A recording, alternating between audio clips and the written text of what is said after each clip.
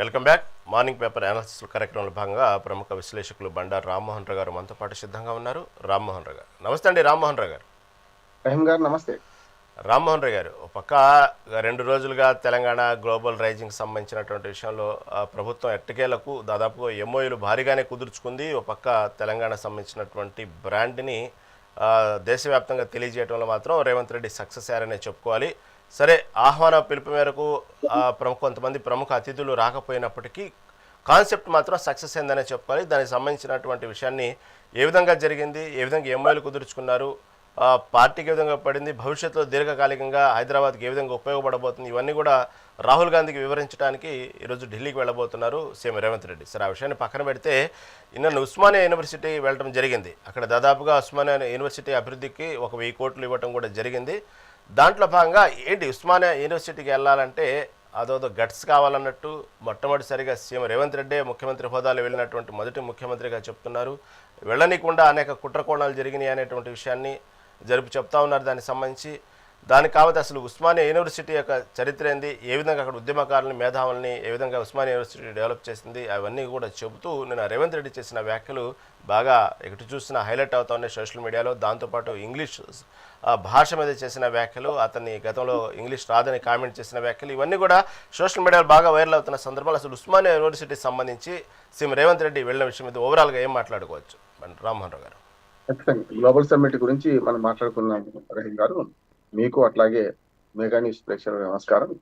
Global summit 2 రోజులు జరిగింది, అద్భుతంగా జరిగింది. ఎవరికైనా చెప్పాలంటే సీఎం రేవంత్ రెడ్డి యువనాయకుడి అంటున్నారు. రాజకీయాల్లో ప్రారంభ వయసు 50 ఏళ్ళు అని అంటారు. 50 ఏళ్ళు మొదలవుతాను, అటువంటిది 54 ఏళ్ళకే ముఖ్యమంత్రి అయ్యారు. 50 ఏళ్ళ వయసు ఆయన. రేపు వచ్చే 14 నాడు మెస్సీతోని ఫుట్బాల్ కూడా ఆడబోతున్నాడు, మంచి క్రీడాకారుడు కూడా. ఇవన్నీ చూస్తే ఆయన పార్టీలో పట్టు సాధించారు, అట్లాగే ప్రభుత్వంలో కూడా పట్టు సాధించారు. 2 ఏళ్ళు అయిపోయింది. 2 ఏళ్ల తర్వాత చూసుకుంటే పార్టీ ప్రభుత్వంలో మంచి పట్టు సాధించారు. సమస్య లేదు, పట్టు సాధించారు. ఏమంటున్నానంటే రెండోది, ఇప్పుడు మీరన్న గ్లోబల్ సమ్మిట్ లో రాహుల్ గాంధీ రిపోర్ట్ ఇస్తున్నారంటే నిజంగా రాహుల్ గాంధీ కానీ, ప్రియాంక గాంధీ కానీ, మల్లికార్జున ఖర్గే కానీ సోనియా 4 ఇచ్చొచ్చారు కదా, ఎందుకు రాలేదు వాళ్ళు? దాని కారణాలు వేరుగా సోషల్ మీడియాలో చాలా హల్చల్ చేస్తున్నాయి. గ్యారెంటీలు 6 గ్యారెంటీలు 13 హామీలు అట్లాగే ఇవన్నీ అమలు చేయలేకపోయిన వల్ల రాలేదు, ముఖం లేక రాలేదని మాట్లాడుతున్నారు. సరే, అవన్నీ పక్కన పెట్టండి. పండుగ మాత్రం బాగా జరిగింది. నేను వాళ్ళ ఆర్టికల్ కూడా రాశాను. సంబరం ముగిసింది, సాకారం అయ్యేది ఎప్పుడు. మీరు అన్నట్టు 5,75,000 కోట్ల పెట్టుబడులు వచ్చినాయంటే టక్కున రేపటికల్లా మూట కట్టుకుని ఎవరు రారు. మనము భూమి చూపించాలి, నీళ్లు కావాలి, విద్యుత్ కావాలి, రహదారులు కావాలి, కమ్యూనికేషన్ ట్రాన్స్పోర్టేషన్ సౌకర్యం కల్పించి అప్పుడు కదా వచ్చేది. అందుకని వాళ్ళ ఇల్లు అధికారు పండగ కావాలి. దాని గురించి వేరే మాట్లాడాల్సిన అవసరం లేదు. మంచిది అంటున్నాను, ఆ సమ్మిట్ స్వాగతిస్తున్నాను. అట్లాగే ఏవైతే ప్యూరు రేరు 3 విభాగాలుగా చేయడం, ఆ వరకు చెప్పాలని అభివృద్ధి వికేంద్రీకరణ పనికొస్తాను. మంచిది. ప్లాను అంటే విజన్ లేకుండా ఇప్పుడు కూడా మనిషి కూడా రేపటికి ఏమిటి అని కనీసం భవిష్యత్ ప్రణాళిక లేకుండా ఉండదు, కష్టం కదా. అది చేయాల్సింది అంట. నేను ఉస్మాన్ యూనివర్సిటీ తర్వాత మాట్లాడతాను. నేను ఈ 2 విషయాలు చెప్పాల్సి ఏంటంటే, ఇప్పుడు మనిషికి ఎట్లా విజన్ ఉండానో, ప్లాన్ ఉండానో, ప్రభుత్వాలకు కూడా అంతకంటే పెద్ద విజన్ ఉండాలి, ప్లాన్ ఉండాలి. అందులో నిన్న గ్లోబల్ విజన్ ఏదైతే గ్లోబల్ సమ్మిట్ లో రైజింగ్ తెలంగాణ 2047 ఏదన్నాలో ప్రణాళిక బాగుంది, అద్భుతంగా రాసుకున్నారు. దాని సాకారం కావాలంటే చాలా కష్టం. అంటే అసాధ్యం అంటలేదు, కష్ట సాధ్యం అయితే అనుకుంటున్నాను. సుసాధ్యం అంతకంటే కాదు, అసాధ్యం సమస్య లేదు, కానీ కష్ట సాధ్యం అంటున్నాను. దానికి తగ్గట్టు కష్టపడాలి, కష్టపడితే తప్పనిసరి సాధ్యం అవుతుంది, వస్తుంది అంటున్నాను. అందుకనే ఈ ప్లాన్ ఏదైతుందో 82 పేజీల విజన్ తెలంగాణ ఏదైతుందో విజన్ 2047 దాన్ని ఆహ్వానిద్దాం. ఇల్లు అలికిండ్లు పండుగ కావాల్సిన అవసరం ఉన్నది అనుకుంటే దానికి అడుగులు పడాల్సిన అవసరం ఉంది. 1,00,000 మైళ్ళ ప్రయాణానికన్నా ఒక్క అడిగే ముందుకు వేయాలి కనుక మంచిది చేయాల్సింది. ఉస్మాన్ యూనివర్సిటీ పోయే క్రమంలో ఆయన మరి ఇంత ధైర్యంగా ఏదో మొత్తం మీద విజయం సాధించినట్టు, పాకిస్తాన్ లో లేదు కదా ఉస్మాన్ యూనివర్సిటీ, ఇండియాలో ఉన్నది. మన తెలంగాణ ముఖ్యమంత్రి అక్కడికి కూడా ముఖ్యమంత్రి, మన అందరికి ముఖ్యమంత్రి, ఓటు వేసిన వాడికి ఓటు వేయని వాడికి కూడా ముఖ్యమంత్రి. అటువంటి అప్పుడు ఇదేందో విజయం సాధించడం, నేను ఉస్మాన్ యూనివర్సిటీ పోయి ఏదో ఘనత సాధించిన అని ముఖ్యమంత్రి తనకు తాను చెప్పుకోవడం బాగా అనిపించాడు. అంటే ఒక డొల్లతనం బయటపడుతుంది అక్కడ. రెండోది ఏంటంటే, ఏ ముఖ్యమంత్రి అంటే గతంలో జరిగింది. మన తెలంగాణ ఉద్యమం చూసుకుంటే మీరు అన్నట్టుగానే వారి చరిత్ర కూడా చెప్పారు కూడా. ఇది మన రేవంత్ రెడ్డి గారు 1917లో నిజాం ఆనాడు ఒక మంచి యూనివర్సిటీ కావాలని పెట్టిండ్రు. 3,000 ఎకరాల భూమి ఇవాళ 1,900 ఎకరాలు మిగిలింది. ఈ పాలకుల పాపమే కదా. ఇప్పుడు మొన్న 10 ఏళ్ల క్రితం కేసీఆర్ విమర్శించే క్రమంలో పోతున్నాడు కానీ అంతకుముందు పరిపాలన వీళ్ళదే కదా 10 ఏళ్ళు. ఎందుకు పోలేకపోయినారు? ముఖ్యమంత్రి ఎందుకు పోలేకపోయిండ్రు? కిరణ్ కుమార్ రెడ్డి ఎందుకు పోలేకపోయిండ్రు? రోషయ్య గారు ఎందుకు పోలేకపోయిండ్రు? రాజశేఖర రెడ్డి గారు ఎందుకు పోలేకపోయిండ్రు? అంటే కారణం రాజశేఖర రెడ్డి గారు పోయిండ్రు, సమస్య లేదు. వీళ్ళు ఇద్దరే పోలే. ఎందుకంటే చాలా పెద్ద ఎత్తున ఉద్యమం చెలరేగుతున్న క్రమంలో ఉస్మానియా యూనివర్సిటీ విద్యార్థులు వాళ్ళు ఒక్కనాడు కాదు, 1952-53 ఇడ్లీ సాంబార్ గోప్యాక్ అని చాలా మంది ఏమనుకుంటారు అంటే ఆంధ్రులకు వ్యతిరేకం కాదు అది, మద్రాసీలకు వ్యతిరేకం. మద్రాసీలు 5,000 మంది వెల్లోడి ముఖ్యమంత్రిగా ఉన్నప్పుడు ఇక్కడికి వచ్చి తిష్ట వేసుకొని కూర్చొని తెలంగాణ అప్పటి హైదరాబాద్ సంపదను దోచుకున్నారు, హైదరాబాద్ భాషను అవమానించాలని చెప్పి వాళ్ళకి వ్యతిరేకంగా ఇడ్లీ సాంబార్ గోప్యాక్ వచ్చేవాళ్ళు. అప్పుడు కూడా సిటీ కాలేజీతో సహా, హైకోర్టు పక్కన ఉంటుంది, సిటీ కాలేజీతో సహా ఉస్మానియా విద్యార్థులు ఉద్యమించిండ్రు. అంటే అంతేందుకు 69 ఉద్యమంలో, మలిదేశ ఉద్యమం 91లో, తర్వాత కేసీఆర్ తో కలిసి ఇవన్నీ ఉద్యమించారు కదా. అంటే మొదటి నుంచి కూడా ఉద్యమ నాయకులు వాళ్ళందరూ అక్కడి నుంచి బయలుదేరారు, చాలా మంది వెళ్ళారు. మదన్ మోహన్ ఒకనాటి తెలంగాణ ఉద్యమానికి మదన్ మోహన్, మల్లికార్జున్ వీళ్ళందరూ విద్యార్థి నాయకులుగా బయటకు వచ్చిన వాళ్ళు కదా ఉస్మానియా నుంచి. కానీ ఆనాటి వైభవం ఎటుపోయిందని నేను అడుగుతున్నాను. ఆనాటికి ఈనాటికి ఎంత వైభవం ఉండే అంటే ప్రపంచంలో ఒక అత్యున్నతమైన యూనివర్సిటీగా ఉండే నిజాం కట్టించిన యూనివర్సిటీ. దాంతో పాటు ఇవాళ ఏమైంది, అది మన దేశంలో కూడా ప్రతిష్ట కోల్పోయింది అంటున్నాను. చాలా యూనివర్సిటీస్ వచ్చిన తర్వాత ప్రతిష్ట కోల్పోయింది. దీనికి అందరు పాలకులు కారణం కదా. రేవంత్ రెడ్డి గారు 1000 కోట్లు తీసుకుపోయి ఏదో క్రిస్మస్ తాతలాగా పోయి పంచేస్తే లాభం లేదు. ఆ పంచే క్రమంలో ఈ 1000 కోట్లు దేనికి వినియోగిస్తారు అని అడుగుతున్నాను నేను. ఒకటేమో పాకిస్తాన్ లో లేదు, ఇండియాలో ఉన్నది, మీరు ముఖ్యమంత్రి పోవాల్సిందే, ఎవడో భయపడే అవసరం లేదు, సమస్య లేదు అంటున్నాను. గత ముఖ్యమంత్రులను అవమానించే క్రమంలో మీ ముఖ్యమంత్రులు కూడా ఉన్నారు కదా పోని వాళ్ళల్లో అంటున్నాను నేను. అంటే ఉస్మానియా యూనివర్సిటీ మొదటి నుంచి ధిక్కార స్వరాన్ని చేస్తుంది. మా ఇంటి పక్కనే ఇప్పుడు నేను రోజు వాకింగ్ అందుకోలు పోతాను. నేను అప్సిగూడ స్ట్రీట్ నెంబర్ 8లో నా ఇల్లు ఉంటుంది. రోజు మేము ఆ గోడ గులగొట్టేసినాం, లోపలికి పోవడానికి వాకర్స్ అనుమతించమని చెప్పి మొత్తం తిరుగుతున్న ఆర్ట్స్ కాలేజ్ దాకా పోయేస్తుంటాను నేను. కారణం ఏంటిది?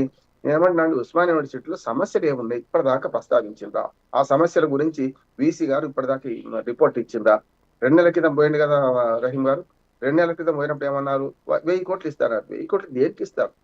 వాళ్ళ హాస్టల్ చూడండి, ఒక్కొక్క హాస్టల్లో బూజు పట్టిన హాస్టల్, ఎప్పుడో కట్టిన హాస్టల్ పనికిరావు, అంత లీకేజీలు ఉన్నాయి, కారుతున్నాయి, పైప్ లైన్ లీకేజీలు ఉన్నాయి, ఆఖరికి టాయిలెట్స్ వాష్రూమ్స్ అధ్వానంగా ఉన్నాయి. దాన్ని బాగు చేసే క్రమం ఉండాలి కదా. ఒక నిర్లక్ష్యం చేయబడి యూనివర్సిటీ ఏమైనా ఉంటే మనకు ఉస్మానియా యూనివర్సిటీ. దానికి 1000 కోట్లు కాదు, 10,000 కోట్లు కూడా సరిపోవట్టు కాదు. కానీ యూనివర్సిటీ గ్రాంట్స్ కమిషన్ కేంద్ర ప్రభుత్వం బాధ్యత, రాష్ట్ర ప్రభుత్వం బాధ్యత. ఇవాళ 1000 కోట్లు తీసుకోవడం మంచిది కాదంటే, చాలా పాజిటివ్ ఆలోచన చెప్తారు. కానీ 1000 కోట్లు దేనికి వినియోగిస్తారు? ప్రణాళిక ఉందా? ఇప్పటిదాకా 2 నెలల క్రితం ముఖ్యమంత్రి పోతే 2 నెలల తర్వాత కూడా ఒక మంచి ప్రణాళికతోని యూనివర్సిటీ పాలకవర్గం ఎందుకు పోలేకపోయింది? వాళ్ళ ఫ్యాకల్టీ కొరత ఉన్నది, మనకు వసతి కొరత ఉన్నది, చాలా మంది చేరడానికి సిద్ధంగా, దళితులు పేదలు చదువుకుంటున్నారు రహీం గారు. ఉస్మానియా యూనివర్సిటీ చదివే వాళ్ళందరూ కూడా దళితులు పేదలే. ఇప్పుడు ఐఎస్బిలో చదవలేని వాడు ఇక్కడ చదువుతాడు కదా, ఒక మన హెచ్సిలో ఇక్కడ చదువుతారు కదా. అందుకనే ఉస్మానియా యూనివర్సిటీ బాగు కోసం ముఖ్యమంత్రి గారు పోయారు, దాన్ని పూర్తిగా స్వాగతిస్తున్నాను, మంచిది. కానీ అక్కడ రాజకీయ ప్రసంగాలు చేయొద్దు అంటున్నాం. పోయిన పని ఏంటి? 1000 కోట్లు ఇస్తా అన్నాడు, నేను ఇచ్చిన అంటున్నాను. ఈ 1000 కోట్లతో ఏం ప్రణాళిక చేస్తాడు చెప్పండి? టైట్ ఫండ్స్ ఇవ్వాలి. ఇప్పుడు 1000 కోట్లు ఇచ్చినామంటే ఏది ఇష్టం ఉన్నట్టు ఖర్చు పెట్టుకోవడానికి కాదు కదా, బీసీకో లేకుంటే వాళ్ళకో. వాళ్ళ పాలకవర్గం ఏం చేయాలంటే, ఉస్మానియా పాలకవర్గం సమస్యల తోరణం కట్టి వాళ్ళకి ఇవ్వాలి ప్రభుత్వం. అప్పుడు దానికి టైడ్ ఫండ్స్, ఫలానా దానికి డబ్బులు, ఫలానా దానికి డబ్బులు అని ఇస్తే మంచిగుంటది.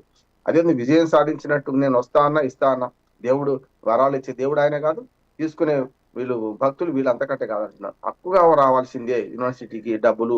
ఇవాళ ఫ్యాకల్టీ నుంచి మొదలుకొని అనేక సమస్యలు ఉన్నాయి. ఆ సమస్యల త్వరణాన్ని నన్ను ముందు కూడా పావుగంట చెప్పగలుగుతా. కానీ ఆ సమస్యల ప్రస్తావన ఎక్కడ జరిగింది? ఎంత రాజకీయ ప్రసంగమే కదా. ఓల్డ్ ఫామ్ లో వదలమనుకున్నాడని, వీళ్ళు అక్కడ ఉన్నారని ఇక్కడ ఉన్నారని, ఏ ముఖ్యమంత్రి సాహసం ధైర్యం చేసినా ధైర్యం కాదు అది, మీ బాధ్యత అంటున్నాడు. యూనివర్సిటీ సందర్శించి మీ బాధ్యత అదొక్కటే ఉంది యూనివర్సిటీ. మరి ఉస్మానియాతో పాటు తెలంగాణ యూనివర్సిటీ ఉంది, నిజామాబాద్ శాతవాహనం ఉంది, మనకు మన రకరకాలుగా యూనివర్సిటీలు ఉన్నాయి కదా. 10 యూనివర్సిటీలు ఉన్నాయి ఇవాళ రాష్ట్రంలో. గతంలో 2 ఉండేది, ఒకటేమో ఉస్మానియా, తర్వాత మా తరంకి వచ్చాక మనకు కాకతీయ వచ్చింది. ఇవాళ 10 యూనివర్సిటీలు ఉన్నాయి. ప్రతి జిల్లాకు ఆల్మోస్ట్ ఆల్ పాత 10 జిల్లాలకు యూనివర్సిటీలు ఉన్నట్టే లెక్క. ఏది గవర్నమెంట్ లో నేను చెప్పేది దాని కిందకే. అటువంటి అప్పుడు వాటిని బాగు చేసే క్రమం అంతా కావాలి. అందుకని యూనివర్సిటీల బాగు కోసం ఏం చేద్దాం అని సమగ్ర ప్రణాళికతో ముందుకు రావాలి. అప్పుడు మాత్రమే సాధ్యమైంది. కానీ ఒక్క ఉస్మానియా పోయించి దేశాన్ని జయించిన, ప్రపంచాన్ని జయించిన అని అనుకుంటే లాభం లేదు. ఇంకొక ప్రధాన అంశం, నిన్న తెలంగాణ వ్యాప్తంగా చూసుకుంటే ఇటుపక్క కేటీఆర్ చేసిన వ్యాఖ్యలు ఏదైతే ఆటో కార్మికుల విషయంలో భవిష్యత్తులో దీని గురించి పెద్ద మహాధర్నా చేయబోతున్నాం, ప్రభుత్వం ఇచ్చిన మాటని తప్పింది, అది నెలకు 1000 రూపాయలు కానివ్వండి, అనేక ప్రణాళికలు, దానికంటే స్పెషల్గా ఒక కమిటీ, ఒక బోర్డు, ఆటో కార్మికుల సమస్యలో, ఆటో డ్రైవర్ల విషయంలో ప్రభుత్వం వైఫల్యం చెందింది అంటూ నిన్న కేటీఆర్ చేసిన వ్యాఖ్యలు కూడా నిన్న ప్రధానంగా తెలంగాణ వ్యాప్తంగా పెద్ద చర్చకు దారితీసినాయి. ఏమంటారు దీని గురించి? ఏం లేదు, అంతా డ్రామాలు అంటున్నాను. ఇంకా మీరు డ్రామా రావంటున్నారండి. ఎందుకంటే ఏ ప్రతిపక్షం ఉన్నాడు, ఏదో పట్టుకోవాలి సమస్య అట్లా అనుకుంటే 6 గ్యారెంటీలు, 13 హామీలు, 420 అని వాళ్ళు అంటారు, 417 వీళ్ళు అంటారు. ఆ రాజకీయం నడుస్తూనే ఉంది. అంటే ఒక సింబాలిక్ ఏదైనా పట్టుకుందాం అనుకుంటున్నారు. అందుకని ఇప్పుడు వరకనే చెప్పానంటే ఆటో డ్రైవర్కి 1000 రూపాయలు ఇస్తా అన్నారు, ప్రతి 10,000 రూపాయలు సంవత్సరానికి ఏదో ఇస్తా అన్నారు.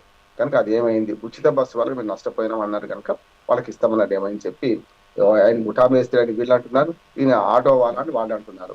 రాజకీయాలు ఎప్పుడు ఉంటాయి, రాజకీయాలలో పాజిటివ్ గా ఉండాలంటే రాజకీయాలు నిర్మాణాత్మక ప్రతిపక్షంగా ఈ ప్రభుత్వం చేస్తున్న పనులు కానీ విధానాలు కానీ వ్యతిరేకించే హక్కు ఖచ్చితంగా మన ప్రతిపక్షాలకు ఉంటుంది.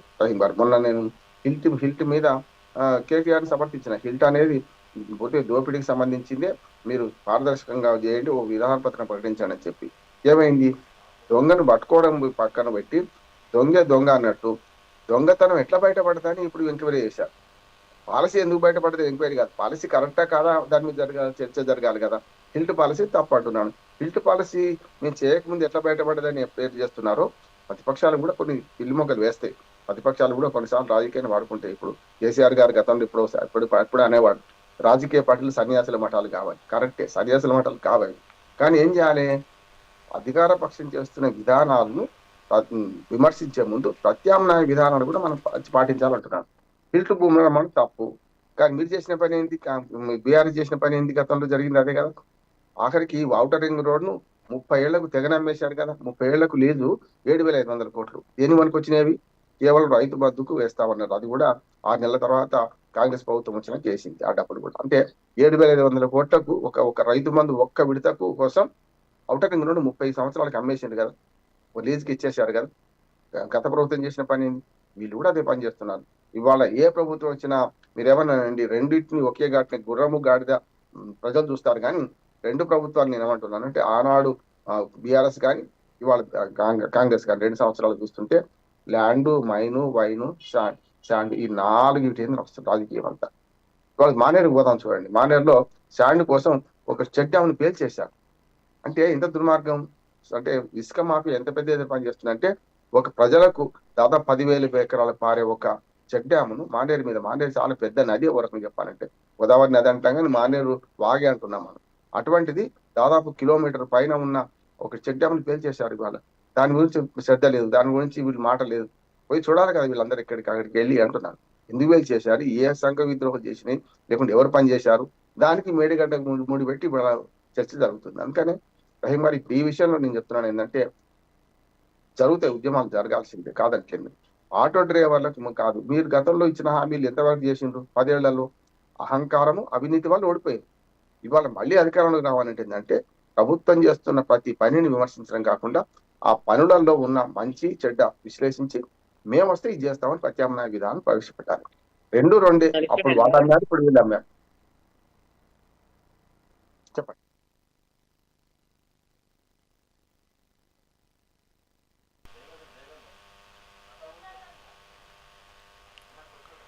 ఓకే, రామ్మోహన్ రావు గారు. అదే చెప్పేసాను. రామ్మోహన్ రావు గారు, ఇంకొక ప్రధానంగా తీసుకుంటే ఇంకా తెలంగాణ వ్యాప్తంగా జరిగినటువంటి ఇంకొక అంశము, ఏదైతే బంజారా హిల్స్ సంబంధించిన భూ విషయంలో నిన్న హైకోర్టు కీలక వ్యాఖ్యలు చేసింది. ప్రభుత్వం అందరినీ సమన్యాయంతో చూడాలి, సమదృష్టితో చూడాలి. కేకేకి సంబంధించినటువంటి విషయంలో, ఫ్యామిలీకి సంబంధించిన విషయంలో, కుమార్తె కానివ్వండి, వాళ్ళకి ఇచ్చినటువంటి కేటాయించిన విషయంలో అంత తక్కువ ధరకు ఎందుకు కేటాయించారు, మళ్ళీ సామాన్యులుగా ఆ దృష్టిలో ఎందుకు చూడరు, ఆయన అందరినీ ఒకే దృష్టిలో చూడాలి, అంత ధర తక్కువ కేటాయించాలనుకుంటే ఎలా అనేటువంటి విషయాన్ని నేను హెచ్చరించడం జరిగింది. ఏం జరిగింది అసలు అక్కడ? ఏం లేదు, తస్మదీయులకు ఒక రకంగా చెప్పాలంటే ఆశ్రిత పక్షపాతం నడుస్తూనే ఉంది. అప్పుడైనా ఇప్పుడైనా నడుస్తూనే ఉంది. ఇప్పుడు కేకే చాలా ఒక రకంగా చెప్పాలంటే ఫిరాయింపుదారు. ఒక రకంగా చెప్పాలంటే మొదట్లో కాంగ్రెస్ పార్టీ రాష్ట్ర అధ్యక్షుడిగా ఉమ్మడి ఆంధ్రప్రదేశ్ పనిచేసిన ఆయన తర్వాత టీఆర్ఎస్ చేయడం, తర్వాత కాంగ్రెస్ అవకాశవాది ఆయన. ఖచ్చితంగా రాజకీయాల్లో పిల్లిమొగ్గలు వేస్తున్నారు. కాకపోతే ఎక్కడికి వచ్చినా 2వ స్థానం దక్కించుకుంటున్నారు. అదే ఆయన గొప్పతనం, ఆయన రాజకీయ చాతుర్యం. అది పక్కన పెడతాం. తన కూతురు పదవి కోసం తను మారాడు. తన కూతురు కూడా ఇంకొక జిహెచ్ఎంసీ ఇంకో 2 నెలలు 3 నెలలు ఉంది, పదవి అయిపోతుంది. దీనికి ఆ సమస్య. ఇవాళ హైకోర్టు అడిగిన ప్రశ్న సరైంది అంటున్నాడు. ఎట్లా సరైంది చెప్తాను. మన గాజుల రామారంలో పేదల గుడిసెను కూడా కొట్టారు కదా, పేదల ఇళ్లను కూడా కొట్టారు కదా. 60 గజాల భూమిని 10 లక్షలు ఇచ్చి కొనుక్కున్నారు. అమ్మినోడెవడు, కొన్నోడెవడు, ఎందుకు వచ్చింది, ఎందుకు ఈ మౌలిక సౌకర్యాలు కల్పించారు? వాళ్ళు సిమెంటు ఇటుకలతోనే కట్టుకోవచ్చు, వాళ్ళ జీవితం కదా అది. 60 గజాలు 10 లక్షలు కొనుక్కొని వాళ్ళు అమ్మినోడు కొన్నోడు అందరు కలిపి చేసి ఏం చేశారు? విద్యుత్ ఇచ్చారు, మంచినీళ్ళు ఇచ్చారు అక్కడ. మరి ఇవన్నీ సౌకర్యాలు కల్పించిన తర్వాత 310 ఎకరాల అది ఆ మొత్తం సర్వే నెంబర్ 310 ఎకరాలలో ఇప్పుడు మనం హైకోటేషన్ ప్రశ్న ఏంటంటే పేదల కోసం ఎందుకు మాట్లాడుతున్నారు, ఈ మాట తక్కువ ధరకు ఎందుకు ఇస్తలేరు అంటున్నారు కదా. నేను అంటున్నాను, ఒక 20 ఎకరాలు ఉంది వాళ్ళు పేదలకు వేసుకున్నది, నిజంగా రెగ్యులర్ చేయండి. అదే దాని మీద కూడా చాలా విమర్శలు వస్తున్నాయి. అరికపూడి గాంధీ గారు కాంగ్రెస్ లో ఫిరాయించారు. ఆయన ఆ 20 ఎకరాలు కబ్జా పెట్టుకున్నారని చెప్పి వేల కోట్ల రూపాయలకు రేపు పొద్దున అగ్రిమెంట్లు కుదుర్చుకుంటారు, అక్కడ అపార్ట్మెంట్ పెద్ద పెద్ద విల్లాస్ వస్తాయని చెప్పి అంటున్నారు. అదే సరే నెంబర్ కదా, అటు మూలకు అటు ఉంటుంది, ఇటు మూలకు ఉంటుంది. మేము నిజ నిర్ధారణ కమిటీలు కూడా ఈ మధ్యన చాలా పోయి చేస్తున్నాయి. అందుకని మీ పార్టీలో మారగానే సచేతులు అయిపోయి మీ పార్టీలో మారగానే వాళ్ళకి ఇట్లాంటి మేలు చేస్తే ఈ దొంగలు ఊళ్ళు పంచుకున్నట్టే కదా, దొంగ చీకటి ఒకటైనట్టే కదా. ఎందుకంటే హైకోర్టు ప్రశ్న వాస్తవమైంది. మీరు కేకు అంత తక్కువ ధరకు భూమి ఇచ్చినప్పుడు మరి అదే సామాన్య ప్రజలకు తక్కువ ధర కదా ఫ్రీగా ఇవ్వాలి కదా అంటున్నాను నేను. అందుకని గాజుల రామారే మంచి ఉదాహరణ. మనకు ఇంకోటి ఏం లేదు, మన హైడ్రా కూల్ చేసింది రహీం గారు, మీరు చూసుంటారు. హైడ్రా కూల్ చేసిన వాటిలలో 10 ఎకరాలలో పేదలు 60 ఒక్కొక్కరు 10 లక్షలు కట్టి మరి కొనుక్కున్నారు దాన్ని. మరి అమ్మిన వాడు ఎట్లా అమ్మారు, రిజిస్ట్రేషన్ ఎట్లా అయింది, వీళ్ళు ఎట్లా కొనుక్కున్నారు, దాని ఇల్లు ఎట్లా వచ్చినాయి, నల్ల కనెక్షన్ ఎట్లా వచ్చింది, విద్యుత్ కనెక్షన్ ఎట్లా వచ్చింది, ఇవన్నీ విమర్శ చేసుకోకుండా అందరు డబ్బులు తీసుకున్నారు కదా. అందరిని సస్పెండ్ చేయండి వీళ్ళందరినీ. అంటే ఒక రకం చెప్పాలంటే ఇప్పుడు కొంత ఆగింది ప్రజా ఉద్యమాల వల్ల. ఎవరైతే నివాసం ఉంటున్న గృహాలను కూలగొట్టలే కానీ కొన్ని అప్పటికే 4-5 మొదలు పెట్టిండ్రు. అంత మీడియా ఇవన్నీ చేయడం వల్ల అయిపోయినాయి అంటున్నాం. అంటే హైకోర్టు అన్న ప్రశ్న చాలా కరెక్టు. ఒక అయిన వాళ్ళకేమో ఆకుల్లో కాని వారి కంచాల్లో వీళ్ళు చేస్తున్నారు. ఇది కరెక్ట్ కాదు. ఏ ప్రభుత్వం వచ్చినా ఇంతేనే నిరుపేదల బతుకులు, ఇవి ఏనాడు మారని బతుకులు అని చెప్పి మనుషులు మారాలని సినిమా ఎప్పుడో 50 ఏళ్ల క్రితం వచ్చింది, నా చిన్నప్పుడు. అందుకని ఏమంటున్నా అంటే అదే జరుగుతుంది అంటున్నా. నిరుపేదలను ఇట్లా హింసిస్తున్నారు. హైడ్రా కూడా నిరుపేదల మధ్యతరగతి ఇల్లు గుల్చేస్తున్నాయి, కానీ ఏ పెద్దవాడి దగ్గర పోతలేవు కదా. ఒక్క నాగార్జున కొట్టినాడు, అందరూ సంతోషపడ్డారు, తప్పే అది కూడా. ఒక్క నాగార్జున కొడితే మొత్తం అంతా కొట్టినట్టు కాదు కదా. ఇవాళ జరుగుతుంది నేను చూస్తున్నా. ఓవైసీ కాలేజ్ ఏమైంది, మల్లారెడ్డిది ఏమైంది, పల్లా రాజేశ్వరరెడ్డిది ఏమైంది. కాలేజీలు కనుక ప్రజాసేవ చేస్తున్నారు అంటున్నారు. మరి కుటుంబాలు పెట్టుకొని పేద ప్రజలైతే వాళ్ళ ఇళ్లలో ఉంటుంది కదా, ఓ 50 గజాలు 60 గజాల ఇల్లు కావాలనుకుంటున్నారు కదా, వాళ్ళకు డబుల్ బెడ్రూమ్ ఇల్లు కట్టించండి వాళ్ళకు. కానీ హైకోర్టు వేసిన ప్రశ్నలో ఇవన్నీ నేను చెప్పలేను నేను అంటాను. చక్కటి విశ్లేషణ అందించినందుకు ధన్యవాదాలు. ఇది ఈరోజు మార్నింగ్ పేపర్ ఎనాలిసిస్ కార్యక్రమంలో భాగంగా ప్రముఖ విశ్లేషకులు రామ్మోహన్ గారి విశ్లేషణ. చూస్తూనే ఉండండి మెగా 90.